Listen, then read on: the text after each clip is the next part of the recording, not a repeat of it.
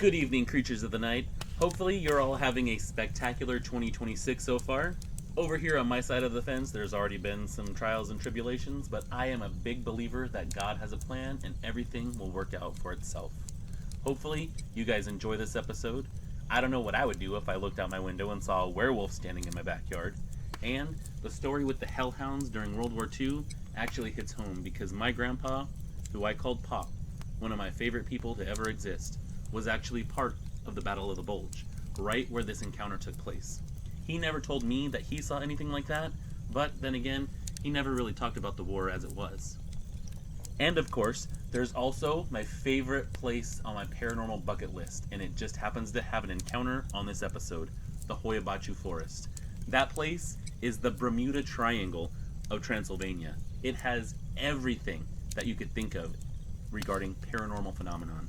UFO sightings, time displacement, ghosts, weird trees growing up like they're growing away from something, like he mentions in this story, even full attacks by unseen forces.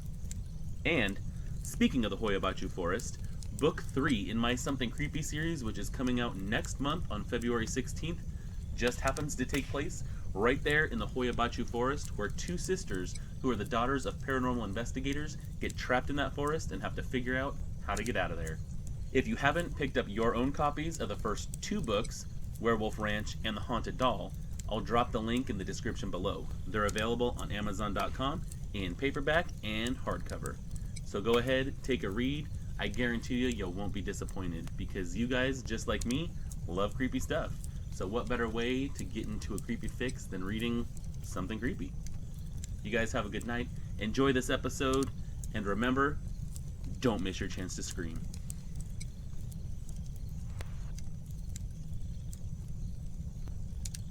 My name is Avery. I grew up on a steady diet of my grandfather's silence. That's the first thing people misunderstand. They think stories like this were told eagerly, like campfire entertainment, but they weren't. When men talk about World War II, it's not something that they're proud of. It's something that they're still coping with.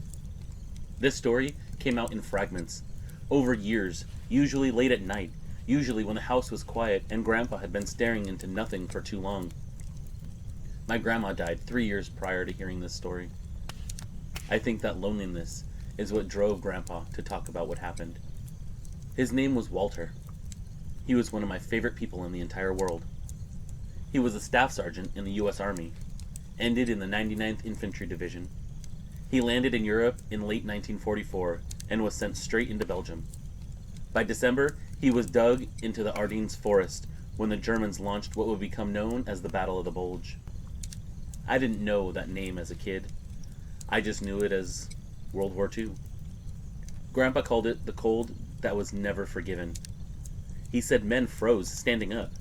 Fingers blackened and snapped like twigs. Rifles jammed, radios died, boots filled with blood and ice.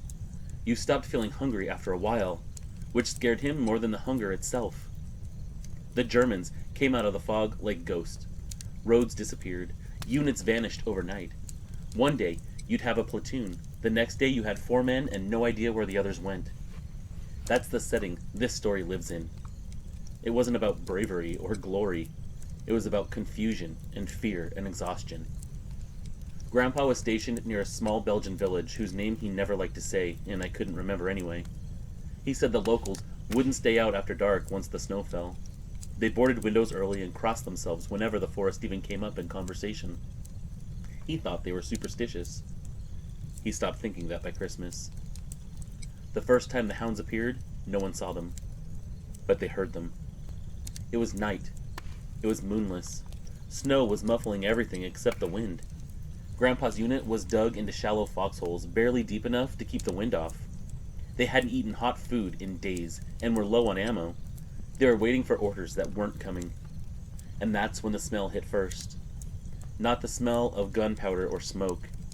The smell of spoiled meat left too close to a fire. Rot, sweet, and burnt.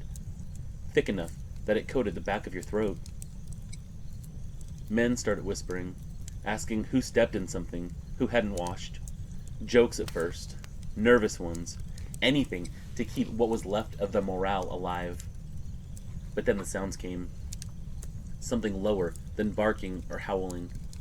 Resonant, like wind being pushed through a furnace when it turns on. A sound that carried through the trees without echoing, like it was pressed directly into their ears.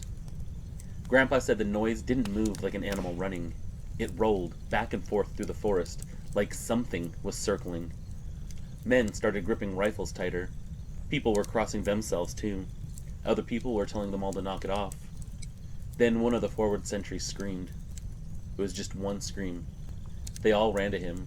He was still alive and still conscious, but his eyes were wide and glassy, like he'd seen something that rearranged his understanding of the world. And the only thing he kept saying was, "They're not on the ground." He repeated it so many times that it burnt into my grandpa's memory. The officers chalked it up to nerves. Everyone was on edge. Every moment was a moment of life and death. Men were seeing things. Frostbite messed with circulation. Hallucinations weren't unheard of. They pulled the sentry back and doubled the watch.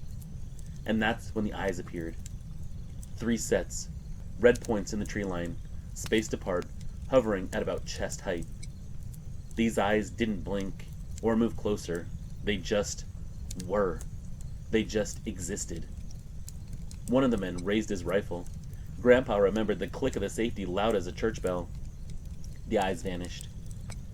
It wasn't like they faded or retreated. It was like somebody had blown out candles. But that smell, that burnt meat smell, it lingered. The next morning, some of the men found tracks. But they weren't paw prints. They weren't like a dog or a wolf. The snow was disturbed in long, stretched depressions like something heavy had passed through without ever touching the ground fully. And the scariest part was the snow looked melted in places, refrozen in others, despite the temperatures never rising. It was like something with intense heat had moved through that area. The officers told them it was artillery shock, ground vibrations, shelling somewhere where it caused weird effects, but nobody believed that. The second encounter was worse because this time my grandpa saw it himself. It was during a retreat. German pressure had increased. Units were falling back through the forest in staggered movements, leapfrogging positions, trying not to get surrounded, trying to survive. Grandpa's squad was moving just before dawn. Visibility was absolutely terrible. Fog hung low, mixing with smoke. Snow crunched underfoot, loud in the quiet. That's when the forest started to ripple. That's the word he used every time. Ripple. Like something unseen was moving around. Like heat rising off asphalt in summer. Except it was winter, and the distortion moved against the wind.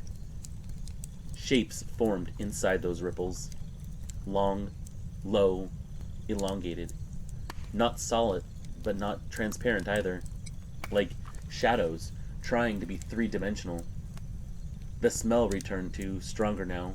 Burnt fat, old blood. Something that made your stomach turn, even if you hadn't eaten.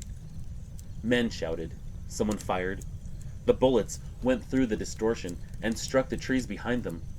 Bark exploded from the trees. Snow fell from the branches. The shapes reacted, but not in pain. In interest. The ripples tightened, pulled inward, and suddenly there were outlines. Heads suggested by negative space. Shoulders where no shoulders should be. Legs that bent wrong or didn't fully form. And then there were the eyes, too. Red. Not the glowing red of lanterns, but the glowing red of coals. Deep, dull, impatient. They moved without touching the ground, sliding forward, circling the column. Men broke formation. That's when the Germans opened fire, too.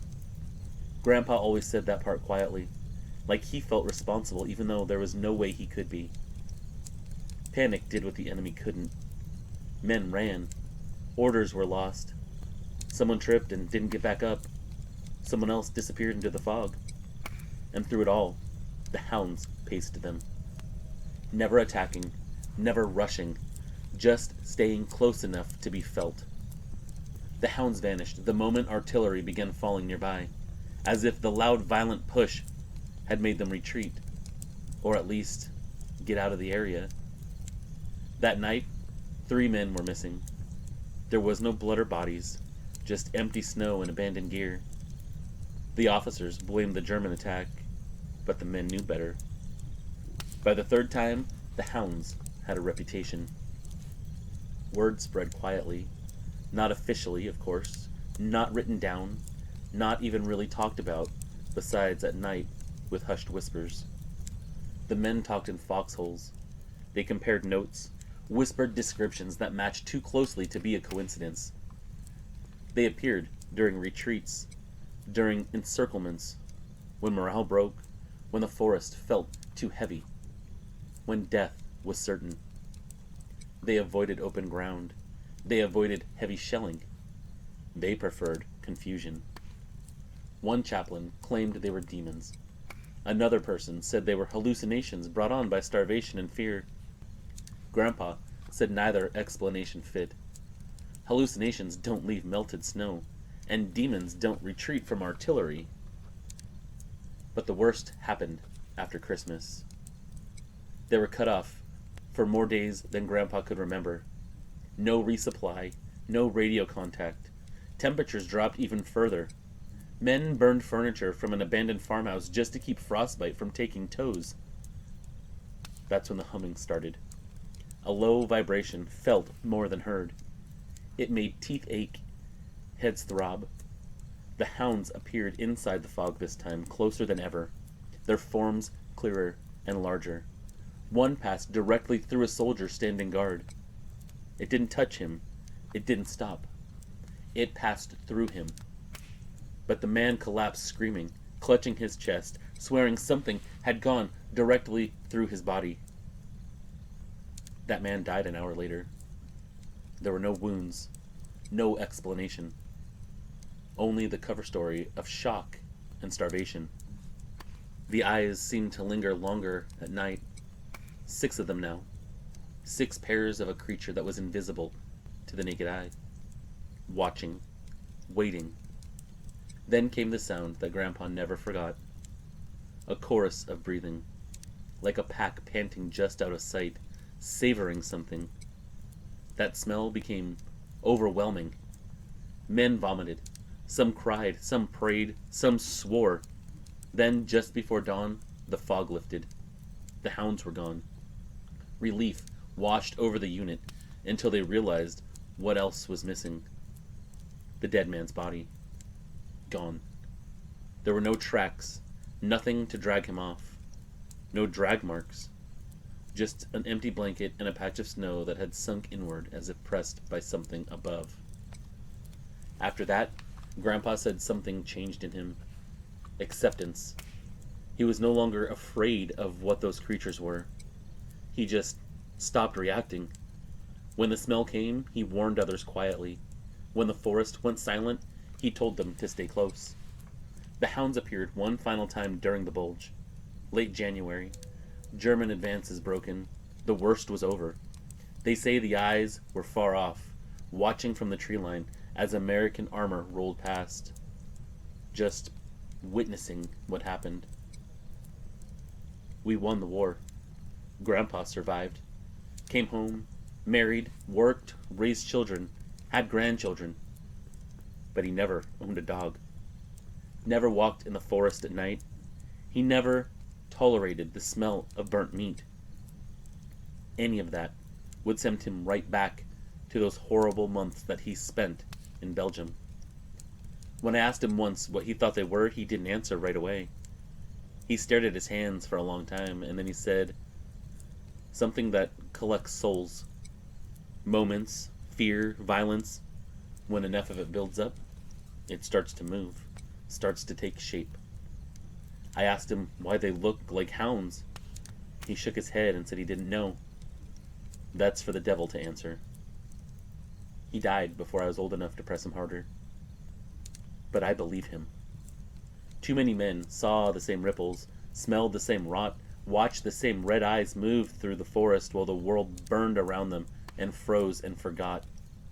World War II was one of the most brutal, violent, and bloody parts of our history. And after all of that, after all of the fear and death and bloodshed, it woke something up. Something that didn't attack because it didn't need to. Something that just followed the death, followed the war, waiting for the moment that it could collect more souls in fear. Some predators don't need meat to survive. They need something more sacred. They need what's inside of us, our hearts and our minds. And that is probably the most terrifying thing that I can think of. Thanks for reading this. Avery.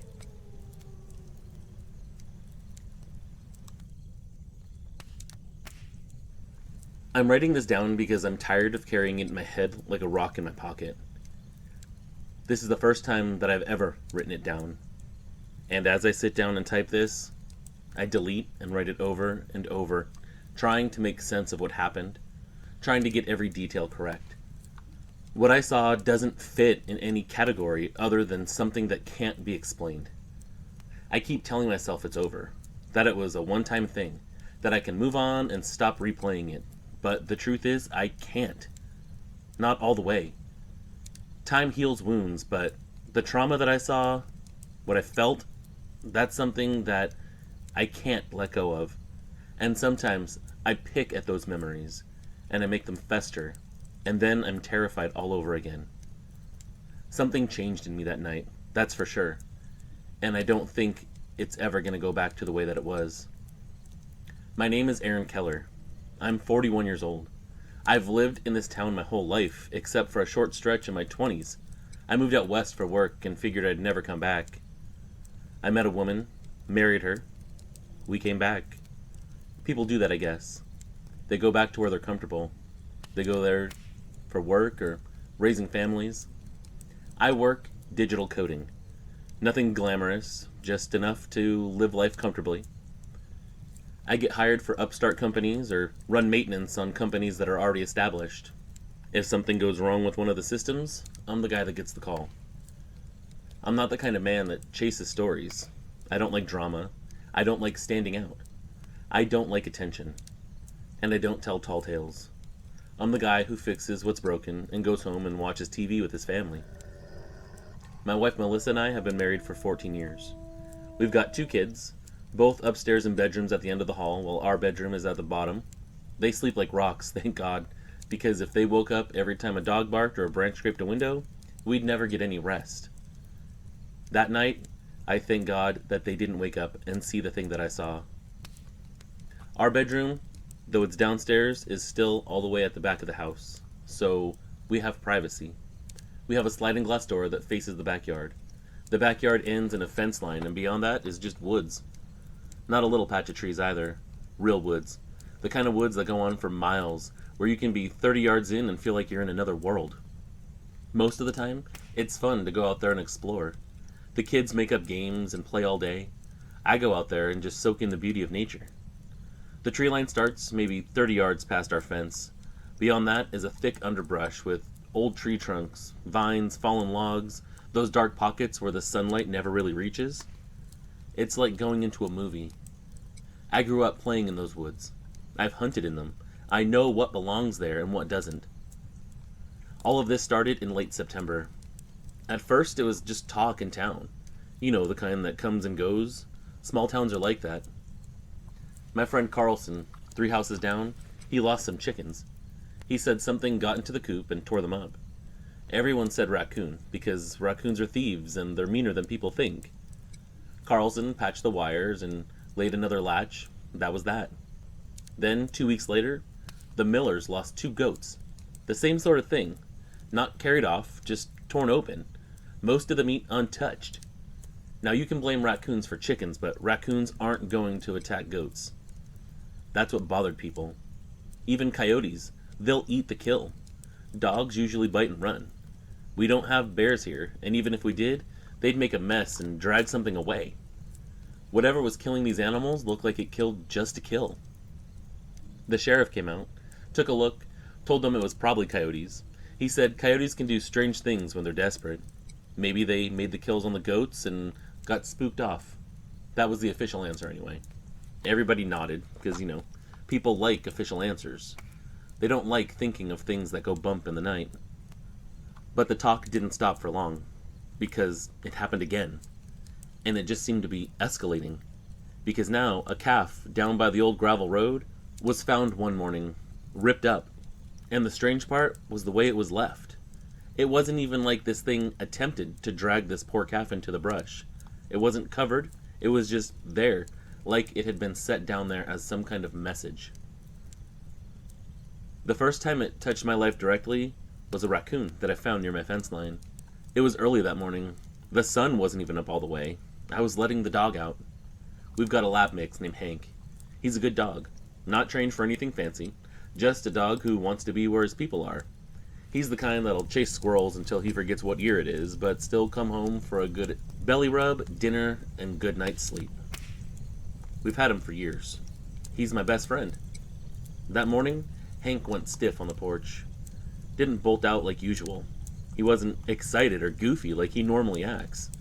He just stood there and stared at the tree line like he was trying to tell me something without actually using words. And then I saw the mess. I went to investigate. And that's when I realized that what was left of this thing was a raccoon. It was laid out there near the edge of my property, closer to the woods than the house. Chest open, ribs showing, no sign of feeding.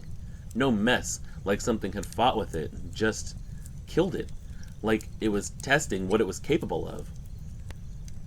I stood there with my coffee, trying to make sense of what I was looking at, thinking of all the other animals that had been attacked, wondering what in the world could be doing this.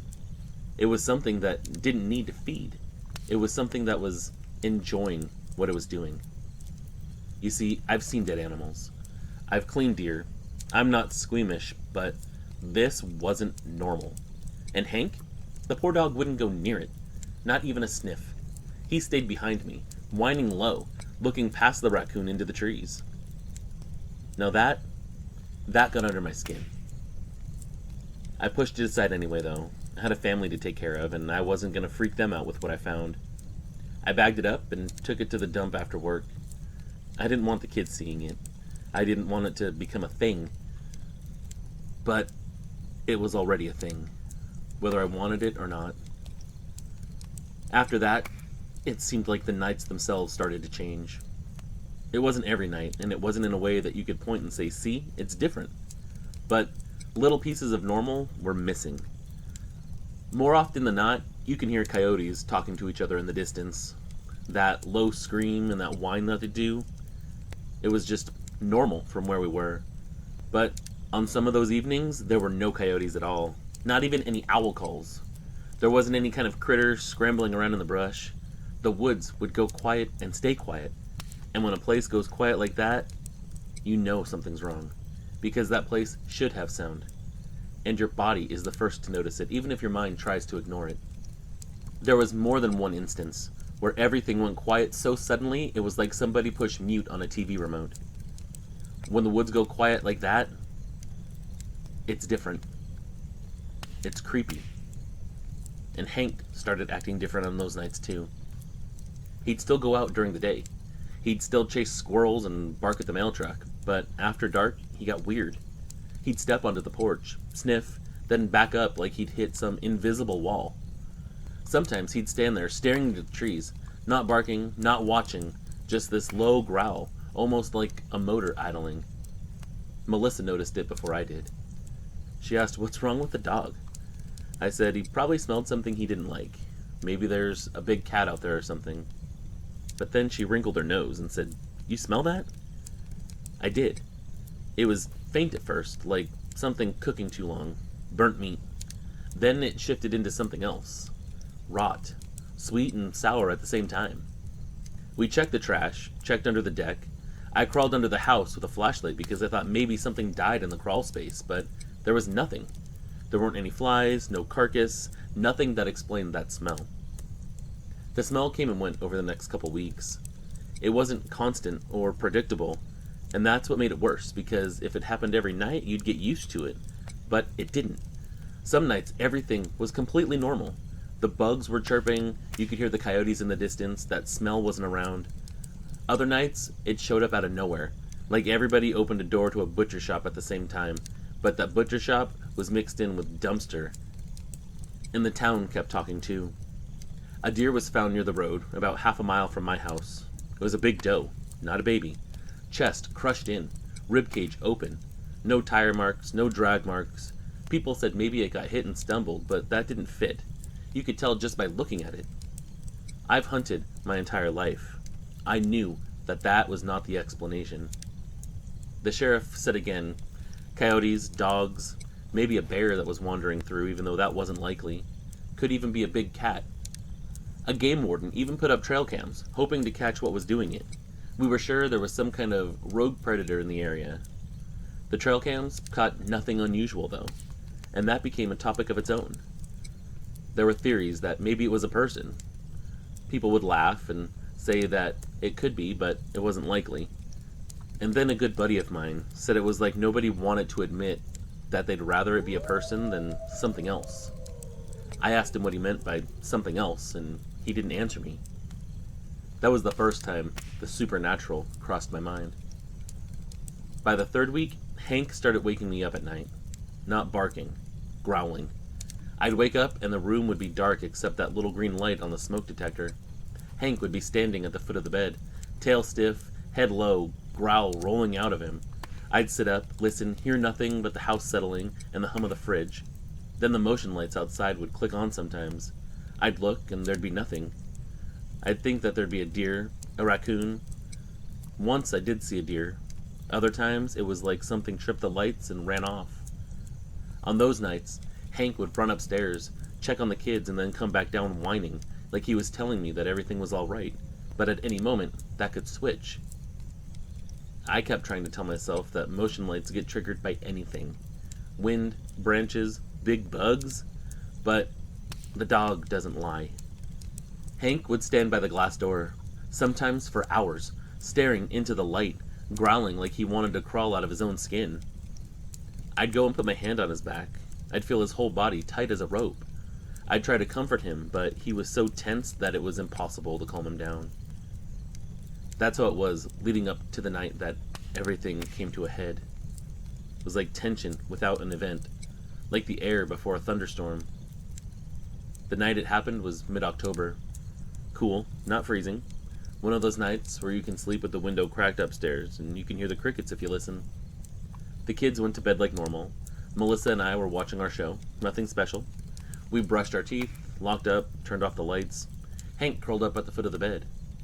I fell asleep. I don't know exactly what time it was when Hank stood up. It was late, past midnight, I know that. At first, I was a little disoriented waking up. But I heard it clearly. Hank growling. He was standing up slowly, like he'd already been awake, but wasn't ready to move. And then he slowly walked over to the glass door, like he was hunting something himself. That growl was low and steady. Definitely a warning. I'm not talking, there's a cat type of growl. Something is endangering my family type growl. My eyes opened. My heart started going before my brain did. Melissa woke up, asked what was going on. I told her to stay and slid out of bed. I walked toward the glass door. Hank moved with me. He was stiff, like he was ready to bite and ready to run at the same time. The motion lights clicked on in the yard. The whole yard filled with that white light. For half a second, I didn't see anything at all. And then, I saw the thing that gives me nightmares even to this day. It was standing there, plain as day. There's no other word to describe the thing that was looking right back at me. The only thing that I can call it is a werewolf. That thing, the werewolf, was standing just beyond the patio, inside the circle of light, like it wanted to be seen. This thing wasn't creeping or crouching, and it sure as hell wasn't hiding. It was standing upright like a man on two legs. It was tall enough that my brain didn't want to accept it. It made the fence line behind it look small. Its shoulders were broad, bigger than a man's. The neck was thick, like it could carry weight without strain, like it was built for dragging away heavy prey. The fur was gray-brown. It was thick and coarse, like a husky or a German shepherd. It wasn't shiny or patchy. It looked heavy. It looked dry even though the grass had damp on it. It was thicker around the shoulders and the upper back, thinner along the sides. I could see the fur shifting slightly with each breath. The chest was deep like a barrel, the stomach pulled in tight, not bloated or sagging, muscular, and those muscles were visible under the fur in a way you can see a horse's muscles under its coat. Its head was wolf-like, but wrong in ways that I will never be able to forget. It had a long muzzle like a wolf, not stretched. The jaw was heavy, again looking like it could carry away heavy prey. The nose was black and wet, flaring slightly like it was scenting the air. The ears were pointed, but not straight up like a German shepherd. They angled forward, like it was listening. The eyes had this red glow to them, not a cartoon red or LED red, just like embers, like coals in a fire that hasn't quite gone out yet. But the eyes, they locked on mine and held. I realized I wasn't blinking. I realized my mouth was open in shock of what I was seeing. Hank made that sound again, that half bark, half whine, and pressed against my leg like he was telling me, "Get away from the window, you dummy." He didn't rush the glass. He was smarter than that. He wasn't about to charge into danger looking at this creature like that. He stayed tight to me, like I was the only safe thing in the room. That thing outside shifted its weight. That's when I saw the legs. Long, muscular thighs, thick calves, knees slightly bent. The joints bent in the right direction. The movement was too controlled and too smooth to be a human, like this thing was choosing exactly how to stand. You asked if I saw a tail. There was no tail. Then it raised an arm, slowly, like it was showing me something. The arm was long, longer than a man's for sure. The forearm was corded with muscle. The fur was thinner there. I could see veins under the fur, dark, thick ropes that pulsed. This creature, it wasn't any normal animal. It didn't look like how all these people are describing a dog man. This looked like something else, something more human. The hand, it was not a normal paw. It was a paw shaped like it had learned hands from watching people. Like this thing had either evolved into having hands, or whatever it's created by with some supernatural mean had given it some sick, twisted joke in the form of a hand. There were 4 thick fingers and a thumb set lower, and they looked strong like it could grip. The pads on the hands were dark, almost black. I could see textures and ridges. It was like worn rubber. The claws on those hands were curved. They were yellowed. They were thick at the base. I don't mean crazy long, but long enough to be able to gut you if it took a swipe at you. And they were damn sharp. The kind that looked like it could peel bark off of a tree. I'm sure I was making the craziest sounds that a human could possibly make, being face to face with something that should only exist in nightmares and scary movies. I knew exactly what I wanted to do. I knew exactly what I wanted to say. I wanted to call to Melissa, get the gun. We keep a shotgun in the safe in the closet. I don't wave it around, I don't talk big about it, but it's there for protection. I opened my mouth, but nothing came out. It was like my throat locked. My chest was so tight I could barely breathe.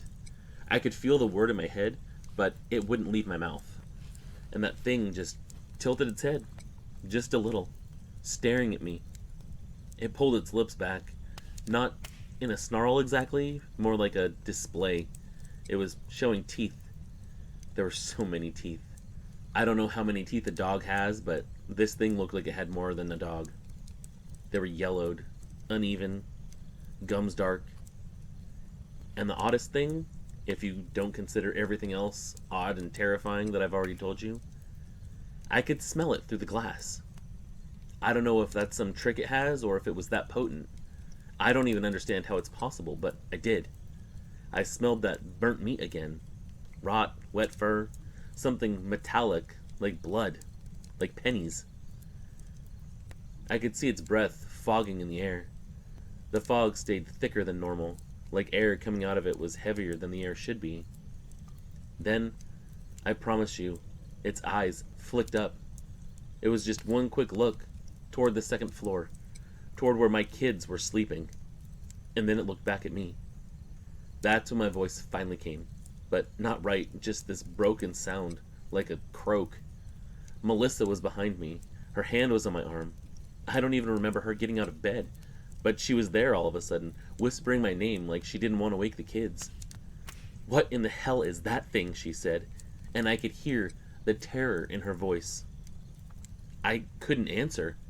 It was like all the air got sucked out of the room again because she was seeing the same thing I was. And I knew right then and there that this wasn't some case of misidentification. It wasn't a prank or even a bad dream. She was seeing the exact same thing that I was.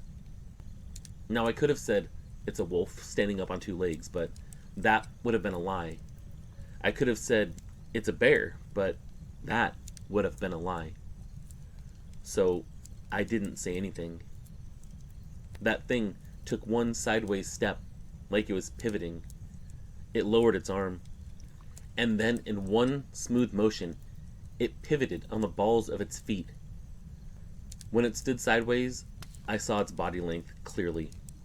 Long torso, powerful shoulders, back legs coiled with muscle. That's when I knew that there wasn't a tail. Not that I was looking for one at that point, but I remember it not having a tail, and since you asked, I thought I'd throw that information out there. It turned its head, looked at me one more time. Those eyes were steady. They were ready. I don't know if they were ready to attack or ready to intimidate, but they looked intelligent and violent. And then it walked towards the woods, still on 2 feet, like it was a man.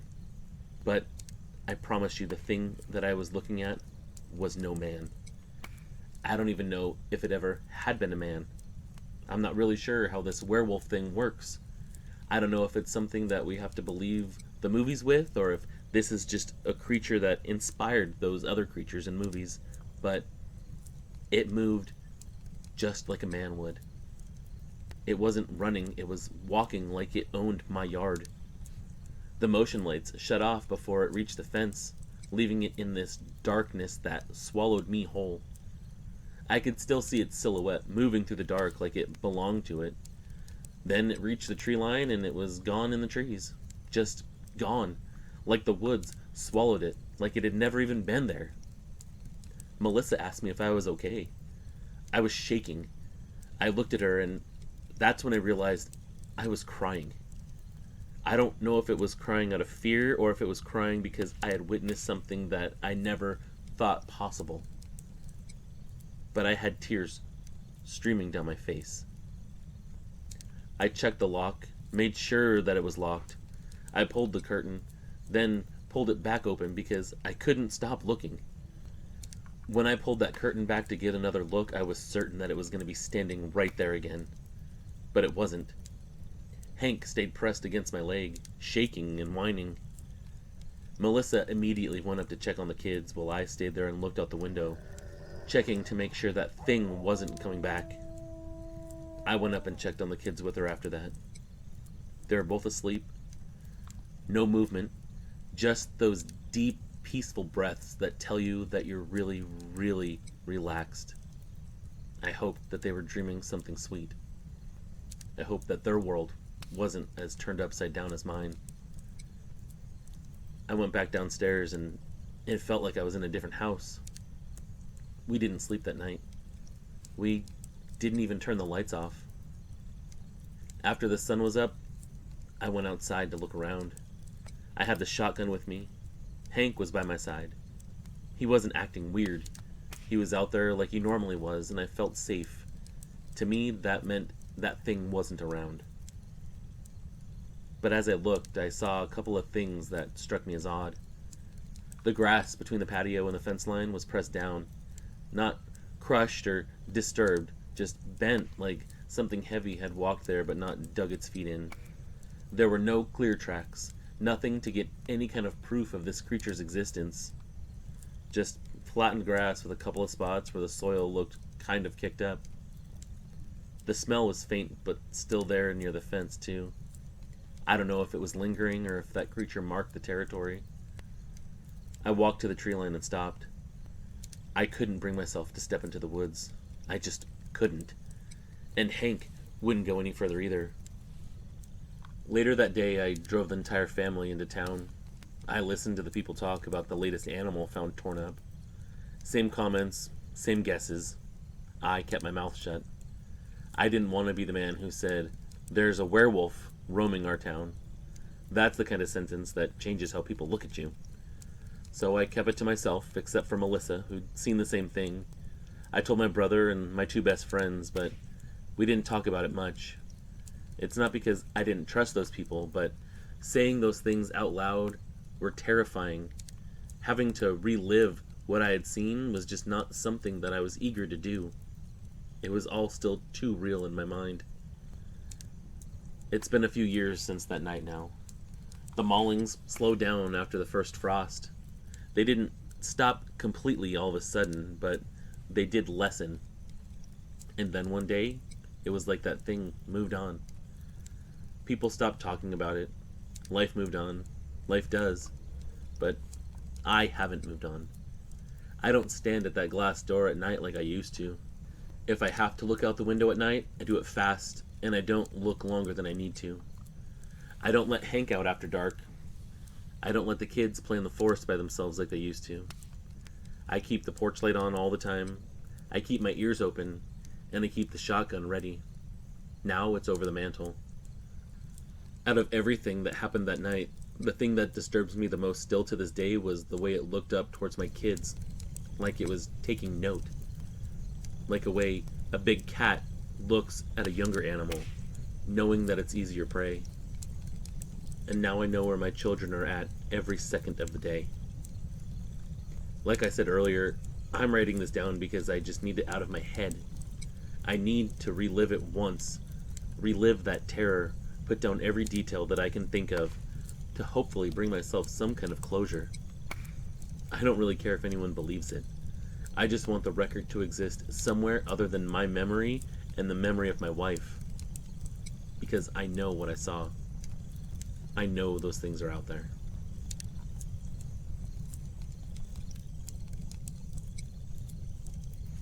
My name is Daniel. I'm 46 years old now, born in Ohio, raised American in all the great ways.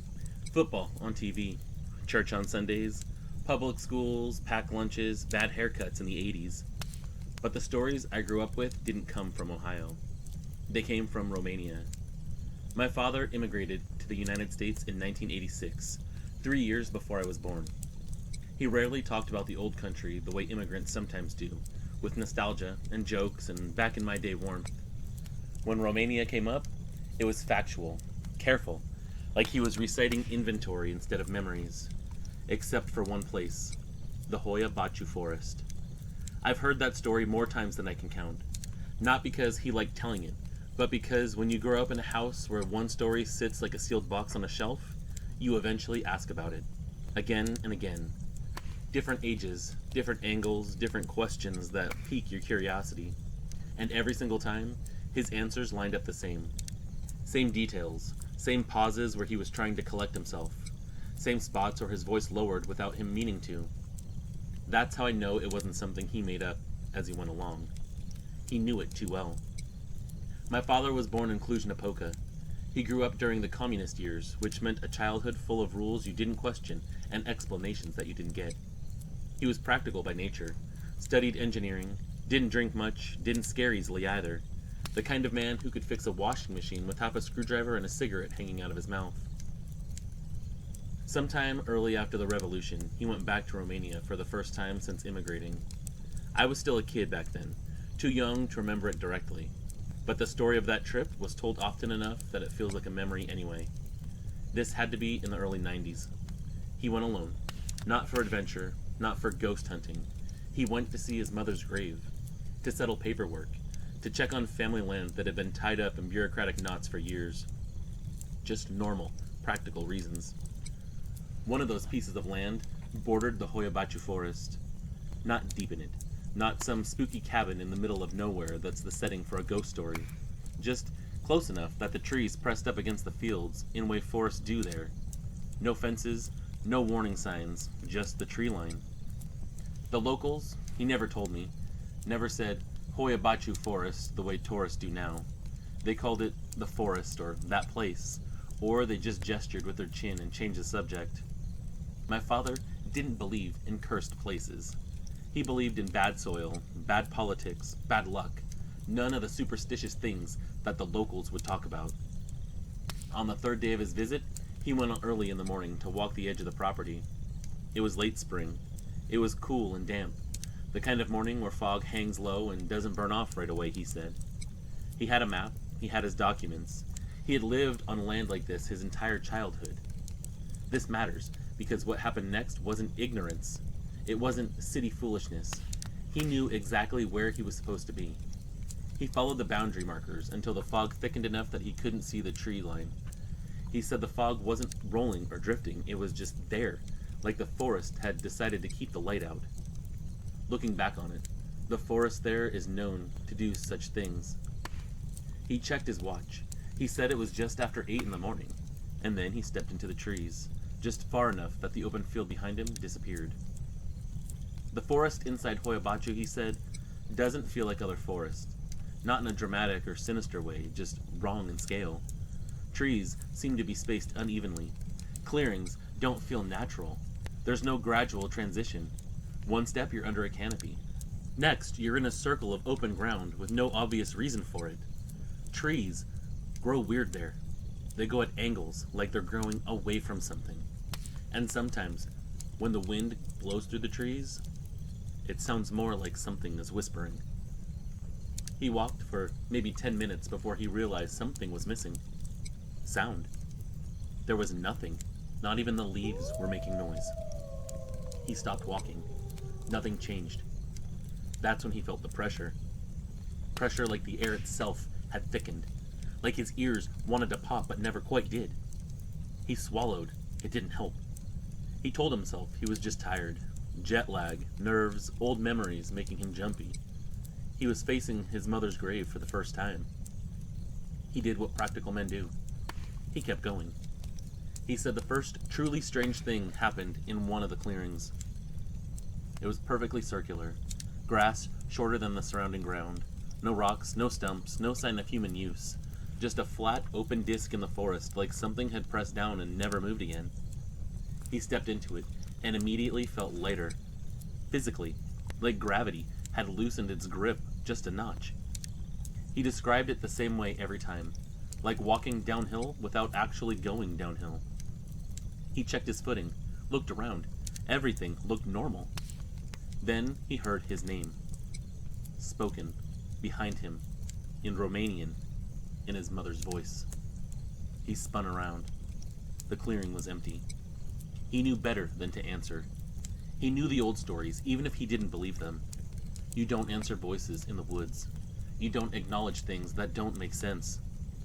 So he left that clearing. The moment he stepped out of it, the pressure returned. He checked his watch again. It was still just after 8, and that's when he realized that something else was wrong. The fog was gone, but it hadn't been long enough for all of that fog to just disappear. It wasn't like it lifted. It wasn't like it thinned. It was just gone. The light filtering through the trees was brighter and harsher. The shadows were shorter. He estimated it should have been closer to 9:30 based on the sun alone, but his watch insisted it hadn't moved. He shook it, tapped it.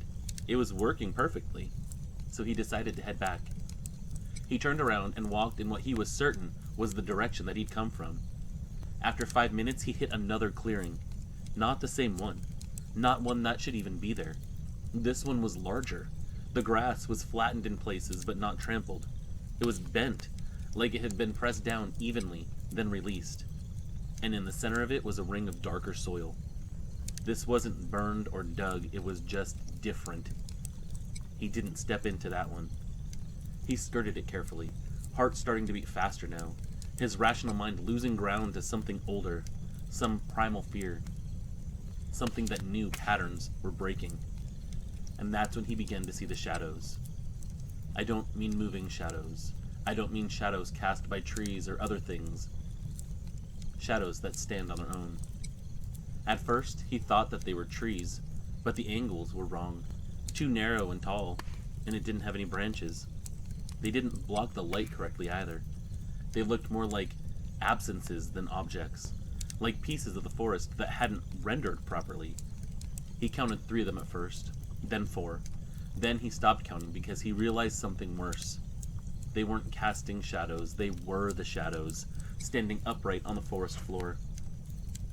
He didn't dare run. He only walked faster. Running, he said, felt like it would be noticed. The forest began to change subtly after that. Trees he was sure he'd passed earlier appeared again. Fallen logs reappeared at slightly different angles. Paths doubled back on themselves without ever visibly curving. And through it all, the silence held. Then came the humming. Low, constant, and directionless.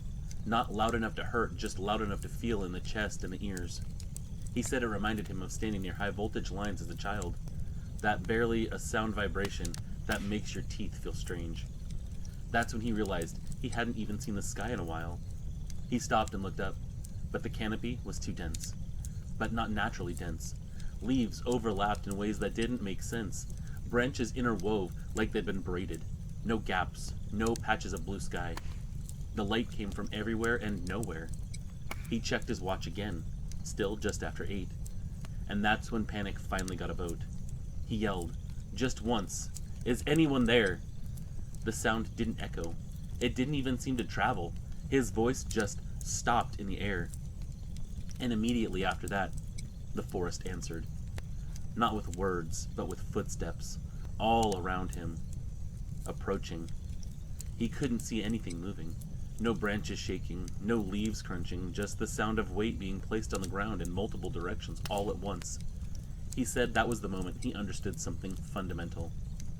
Whatever was happening, it wasn't lost time. It was taken time. He turned and walked again, trying to get his bearings, trying to figure out a way to get out of that forest, realizing that maybe, just maybe, all of the stories he heard as a child were true. Now he wasn't caring about direction, just movement, just resolution to everything that he was witnessing. He pushed through brush he didn't remember being there, scratched his hands on thorns that didn't draw blood but burned anyway. But the footsteps continued to follow. Never closer, never farther, always matching. Then, without warning, everything stopped. The humming cut out. The pressure vanished. Sound rushed back in all at once. Birds, wind, leaves rustling. Even his own breath sounded normal again. He stumbled forward and broke through the tree line, into the field. The sun was high overhead, bright enough that he had to squint. He checked his watch. It jumped. He witnessed time jump. He didn't watch it tick. It went from just after 8 to nearly 11. 3 hours just gone. When he turned back to look at the forest, he said the trees looked normal again, perfectly ordinary, silent in the way forests are silent when they don't care about you. But the edge of the field was wrong. The grass was flattened in a wide arc like something massive had stood there watching him leave. He went home and didn't tell anyone that day. Not his cousins, not his aunt, not the neighbors. That night he woke up screaming. He said he'd been standing in the clearing again, but this time he wasn't alone. The shadows were closer, and one of them leaned down and spoke his name in English. The next morning, his watch was still running, but it was 15 minutes slow. That watch never corrected itself. He left Romania 2 days later. He never went back. He never walked near Hoia Baciu again.